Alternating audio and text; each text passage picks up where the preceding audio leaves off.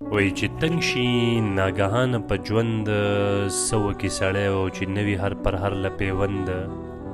څه وکړي سړی او غني وایي چې خوله ده پیکه شوې د صنم چې لاړ شي ګناهونو نه خوند څه وکړي سړی زه غواړم چې ژوند زما اختیار کې وی هر وخت او ژوند د حکمونو پابند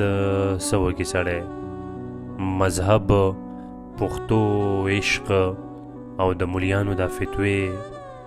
په دومره معاملو کې ځوړند څه وکړي سړی او ژوندونه هرې خوا چې زهرجنې شي لهجې په دې کې به خبره ده که نه څه وکړي سړی او چې تنګ شي ناګهانه په ژوند څه وکړي سړی او چې نه وي هر پر هر له پیوند څه وکړي سړی